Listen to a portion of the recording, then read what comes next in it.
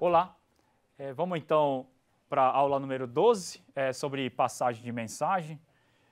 Como a gente viu na aula passada sobre semáforos e monitores, os semáforos e monitores eram tecnologias, né, eram mecanismos de exclusão mútua que eram largamente utilizados, são largamente, na realidade, utilizados, né, para excluir mutuamente os processos dentro de o quê? Dentro de uma mesma máquina. Entretanto, se a gente quer fazer uma exclusão mútua de um processo que se encontra numa máquina com outro processo que se encontra em uma outra máquina conectados através de uma rede, tá? Ou seja, aqui a gente tem um ambiente de sistema distribuído, a gente precisa o quê? A gente precisa de um mecanismo diferente de semáforos e monitores para realizar o quê? Para realizar essa exclusão mútua. Repetindo aqui, exclusão mútua seria o quê, pessoal? Seria excluir mutuamente os processos de forma que apenas um único processo possa entrar na região crítica. Tá? Existem várias regras, né, pré-requisitos de uma boa solução para realizar a exclusão mútua, como a gente já viu em aulas anteriores. Tá? E aqui a gente está com as soluções de exclusão mútua, voltados, né, para ambientes, né, onde a gente tem um computador e uma memória, o que? Uma memória compartilhada. Então, a gente tem um processo 1 aqui e um processo N qualquer aqui. Tá? Esse processo, então, ele está o quê? Está compartilhando essa memória compartilhada. Tá? Então, nesse cenário de um único hospedeiro, a gente pode muito bem utilizar a espera ocupada, a gente pode utilizar semáforos, monitores, primitivas de sleep wake up para fazer o quê? Para fazer justamente essa exclusão mútua entre esses processos. Tá? Notem, de novo, que o que a gente está tentando fazer é a sincronização de processos de forma que os dados compartilhados possam ser utilizados e o resultado esperado possa ser alcançado através do quê? Através dessa concorrência, né, dessa sincronização de processos. Tá? Em função disso, a gente vai ver a passagem de mensagem. Tá? Então, isso é um apanhado geral para a gente falar do porquê existe essa passagem de mensagem. Tá? Então, voltando aqui, a gente tem as soluções para exclusão mútua e hoje a gente vai falar sobre a última, né, solução para realizar a exclusão mútua em ambiente o quê? Ambiente de computação distribuída. Tá? Computação de ambiente distribuído é ambiente de múltiplos computadores, onde um processo numa máquina X pode conversar e sincronizar também com outro processo N numa máquina Y. Então é isso que a gente vai ver com esse mecanismo da passagem de mensagem. Tá? Bom, então a gente tem esses mecanismos de semáforos e monitores, como a gente já viu, eles são projetados para realizar a exclusão mútua em ambientes que compartilham memória, como eu já tinha falado para vocês. Né? Num ambiente com sistemas distribuídos, em que cada processador ou grupo de processadores possui sua própria memória, então é necessário o quê? É necessário passar informação entre máquinas diferentes. Nesse cenário, a gente precisa de um outro mecanismo que não seja os mecanismos aí de semáforos e monitores. Tá? Essencialmente, então, o que a gente tem aqui? A gente tem um processo emissor, uma mensagem, e essa mensagem, então, é passada para quem? Uma mensagem passada, então, para o lado do receptor. É esse cenário que a gente tem da passagem de mensagem. Tá? Então, como está escrito aqui, os processos enviam e recebem mensagem, em vez de ler dados compartilhados. Existe uma garantia pela restrição aí de que a mensagem só será recebida depois de enviada. Então, a mensagem enviada. E existe o quê? Esse mecanismo aqui de se fazer a sincronização para saber se a mensagem foi recebida ou não.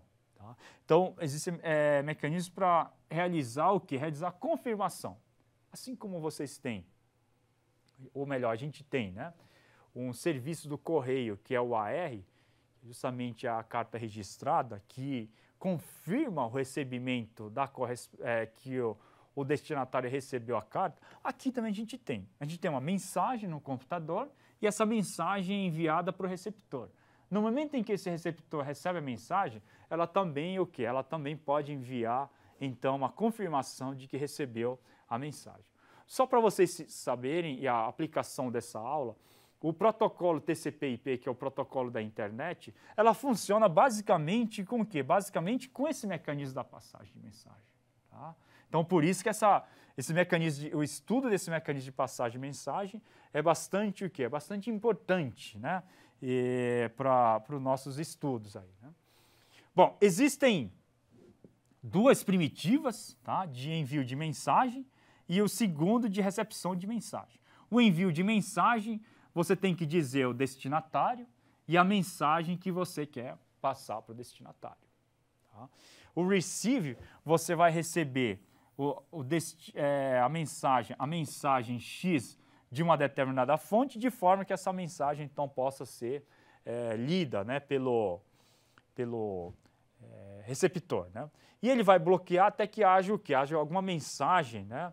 E também pode retornar alguma mensagem de erro caso a mensagem veio corrompida ou a mensagem acabou não chegando, né? Então existem o quê? Existem primitivas, tá? No caso do TCP, ele envia uma mensagem de reconhecimento, né, da internet. Ele envia um mecanismo de reconhecimento para acusar o recebimento da mensagem, né? E todas essas duas primitivas de send e receive são também tratadas como chamado de sistema. Para vocês revisar aqui, né? Então, chamado de sistemas é a forma como a aplicação ela tem como chamar as rotinas implementadas dentro do kernel do sistema operacional. Tá? Então, como isso aqui são as primitivas usadas na passagem de mensagem, a mensagem só pode receber no momento em que eu enviar essa mensagem, como tinha dito, então, no slide anterior. Tá? Bom, existem tipos de primitivas. Tá? As primitivas, elas podem ser síncronas, assíncronas, assim como podem ser o quê? Podem ser semi-assíncronas. Tá? O que seria uma mensagem, uma primitiva síncrona? A primitiva síncrona, ela vai bloquear o processo enquanto o quê? Enquanto a mensagem está sendo enviada.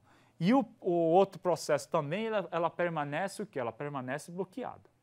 Então, ela bloqueia o processo assim que ela envia e espera a resposta, e no momento em que receber a resposta, então ela destrava então, esse processo.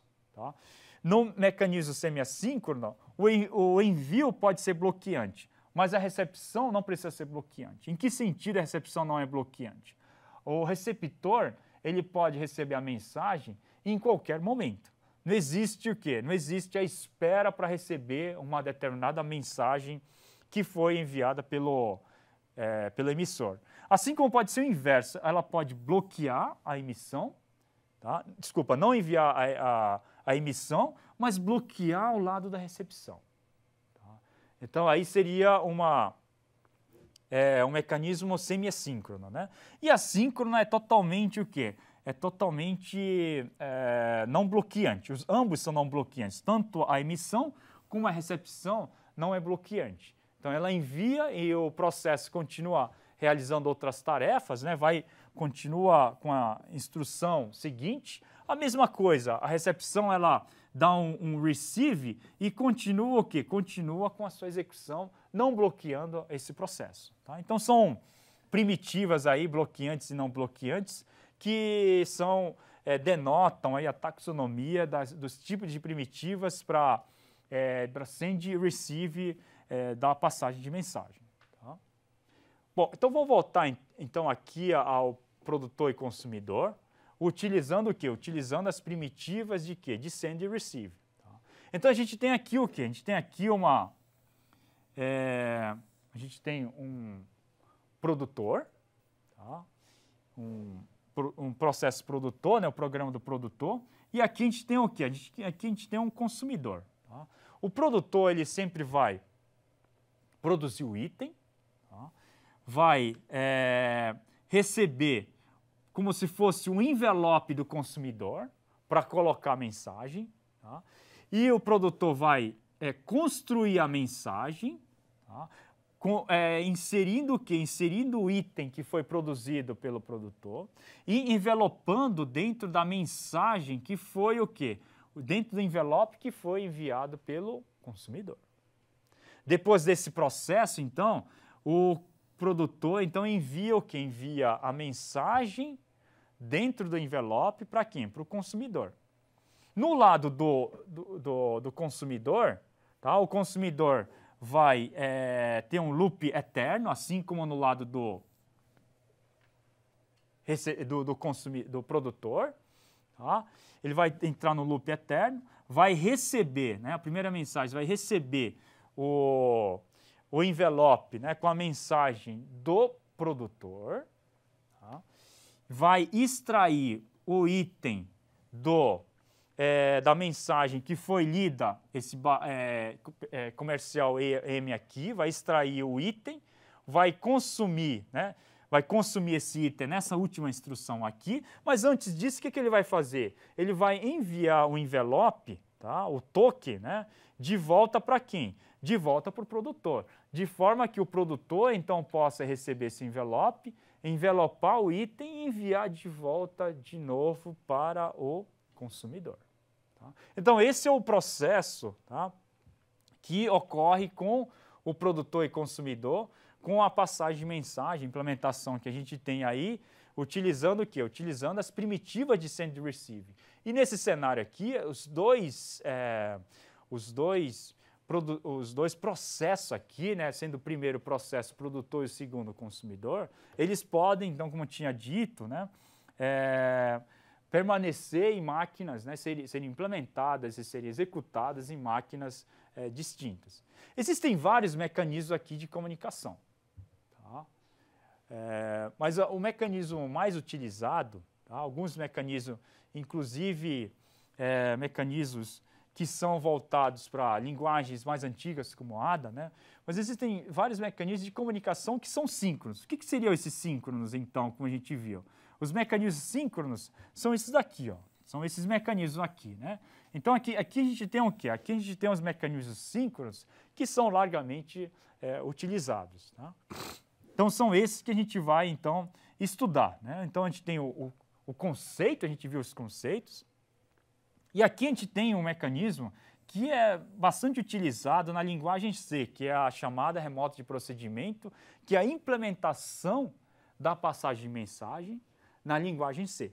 Então, é isso que a gente vai estudar. E existe também um equivalente dessa chamada de procedimento remoto, também em linguagem Java, que também é largamente utilizada. Tá?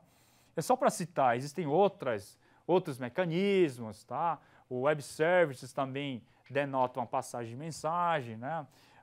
O Corba era a antiga passagem de mensagem que utilizava o Web Service e assim por diante. Existem várias tecnologias aí. Para quê? Para a gente implementar a passagem de mensagem e a sincronização entre os processos que se encontram o quê? Que se encontram em máquinas distintas. Tá? Mas vamos voltar aqui para o RPC, que é o Remote Procedure Call, tá? Chamada remota procedimento, que também é bastante utilizada. Bom, como é que ele funciona? Então, um processo pode comandar a execução de um procedimento situado, isso aqui todo mundo sabe, né? Situado em outra máquina. Tá?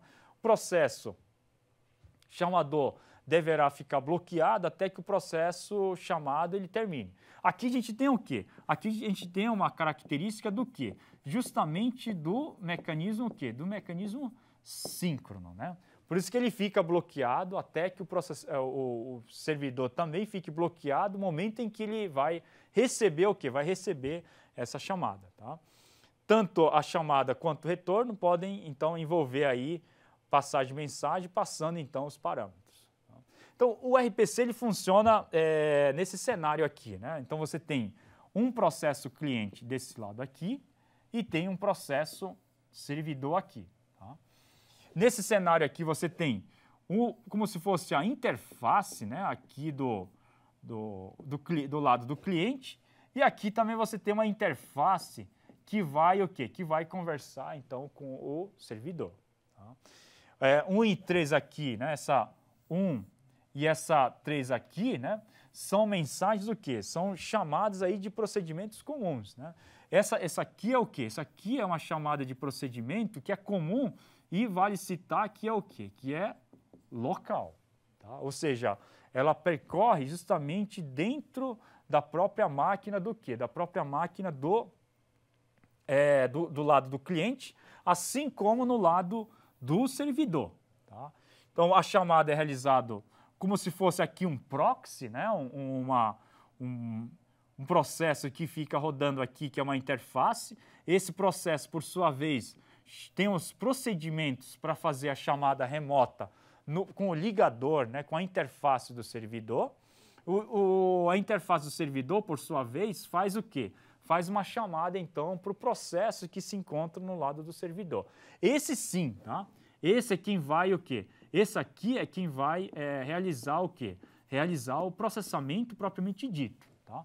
Esses dois aqui vão ser o quê? Vão ser as interfaces, tá? A interface para fazer a conexão entre o servidor e o lado do cliente, tá?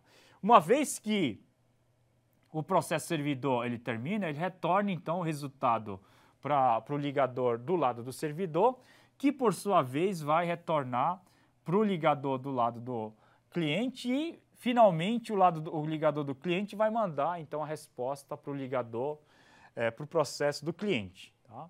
Então esse é o procedimento. Existem o processo do cliente aqui desse lado, o processo do servidor e a passagem de mensagem então é realizada através do RPC usando esses dois intermediários que vão fazer o quê? Que vão fazer a comunicação com as funções, com os processos que se encontram, então, no lado do cliente e o outro no lado do servidor, tá? Então, como o RPC, ele vai, então ele vai funcionar, tá? Bom, o RPC ele tem algumas vantagens, né? O primeiro é que o cliente e o servidor, né, não precisam saber que as mensagens são utilizadas, tá? E essas mensagens são vistas como procedimentos locais, como vocês viram nesse cenário aqui. Então, tanto o processo cliente como esse processo servidor, eles são o quê? Eles não são diferentes, tá? Eles permanecem fazendo comunicações locais aqui, como vocês estão vendo aqui, né? E quem vai mudar seria o quê? Seria justamente esses ligadores aqui. Esses ligadores é que vão diferenciar, fazendo o quê? Fazendo com esses processos aqui, com que esses dois processos aqui permaneçam os mesmos. Assim, o que a gente tem? A gente tem uma solução mais genérica, né? Mais genérica de forma o quê? De forma a não causar um overhead aqui de desenvolvimento para fazer uma grande mudança tanto no processo do cliente como no processo do servidor, tá? Então, por isso é que a gente deixa o quê? Deixa o que a gente chama de transparência de localização. A gente não precisa dizer que o procedimento aqui é realizado em ambiente remoto ou ambiente local, né? Isso aí é transparente para o desenvolvedor, né? Basta que, então, crie o quê? Crie aqueles ligadores tanto no lado do cliente como no lado, então, do servidor. Porém, o RPC também tem alguns desafios, né? A dificuldade de parâmetros por referência. O que seria esse por referência? Seria passar um ponteiro, né? Então, não tem como passar ponteiros porque os ponteiros são diferentes, né? Os dados de outra máquina possuem formatos e endereçamentos diferentes. Então, a passagem de parâmetros por referência, ela fica o quê? Ela fica realmente afetada em função dessas diferentes arquiteturas, uma vez que a gente está tratando aqui de diferentes máquinas, né? Outra coisa, se o servidor e o cliente possuem diferentes representações aí de informação, ele necessita o quê? Necessita fazer uma conversão dessas representações, né? Então, isso tem que ser feito a priori antes de enviar essas mensagens, né? Podem também diferir no armazenamento de palavras, né? Uma variável do tipo long, né? Na linguagem C tem formatos diferentes a depender do quê? A depender da arquitetura onde essas máquinas estão rodando, tá? Então, se for uma arquitetura de um sistema operacional de 32, vai ser diferente de uma arquitetura, né, de um formato de dados, né, no ambiente de 64 bits vai ser diferente, obviamente, no de 32 bits. Né?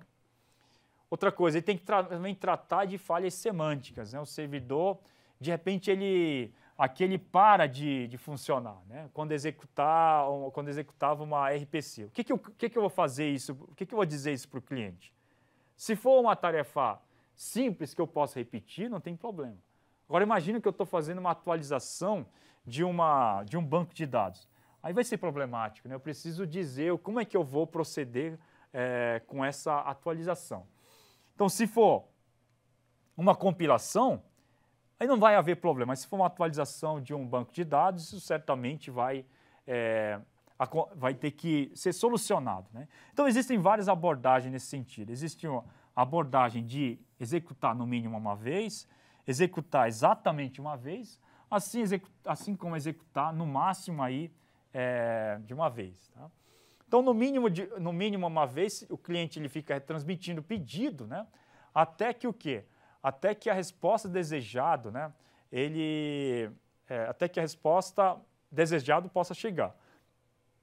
Então, nesse cenário aqui, eu mando o quê? Eu mando a mensagem no mínimo uma vez, essa mensagem aqui, só para vocês saberem do que eu estou falando.